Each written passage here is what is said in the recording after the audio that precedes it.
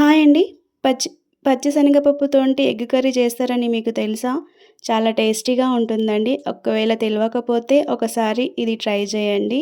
దీనికోసం ఒక గ్లాస్ పప్పుని తీసుకొని కడిగేసి ఒక హాఫ్ అన్ అవర్ లేదా 1 అవర్ నానబెట్టుకోవాలి. దీంట్లోకి 2 మీడియం సైజ్ టమాటాని, ఆనియన్‌ని తీసుకొని కట్ చేసుకోవాలండి. వీటిని కొంచెం సన్నగా అట్లా కాకుండా కొంచెం మీడియం సైజులో కట్ చేసుకోవాలి. మనం కుక్కర్‌లో ఉడకబెడతాం కాబట్టి కొంచెం మొత్తం పేస్ట్ లాగా కాకుండా మంచిగా ఉంటుంది అన్నమాట.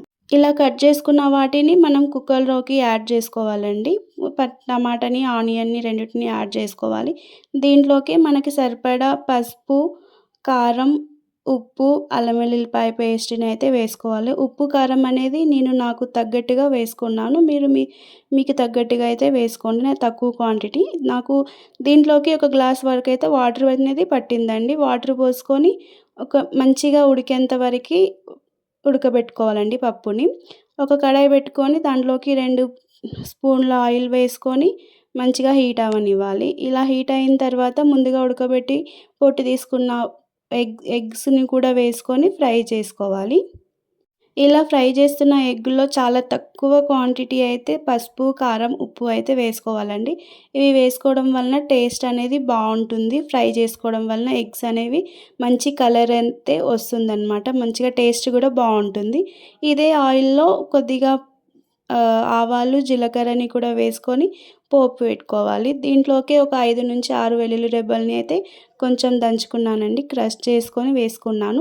ఒక 3 పచ్చిమిర్చిని అయితే పొడువుగా కట్ చేసుకొని వేసుకోవాలి. అదే విధంగా కొద్దిగా కరివేపాకుని అయితే వేసుకున్నాను తాలింపుకి.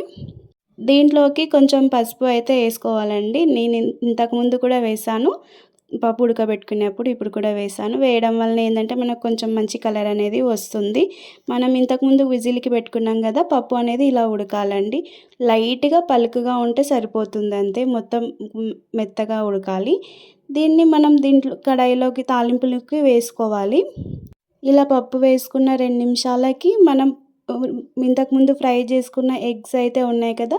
వాటిని నేను కొంచెం ఒక దాంట్లో 2 పీసెస్ లాగా అయితే కట్ చేసుకున్నానండి. కొంచెం మనకి దాంట్లో ఉండే దానికి కూడా పప్పు ఫ్లేవర్ అనేది పట్టుకుంటుందనేసి కట్ చేసుకున్నాను అలా. మీకు ఇష్టం లేకపోతే డైరెక్ట్‌గా కూడా వేసుకోవచ్చు.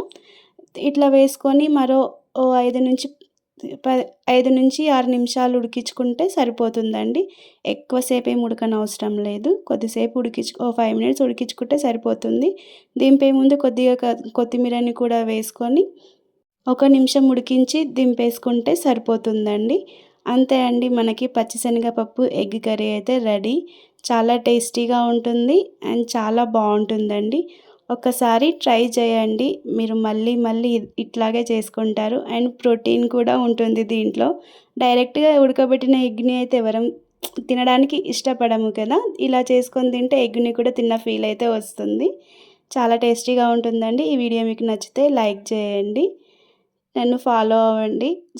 నా నా వీడియోస్ మీకు నచ్చితే కామెంట్ చేయండి, లైక్ చేయండి, షేర్ చేయండి, సబ్స్క్రైబ్ చేయండి. Thank you. Thank you for watching.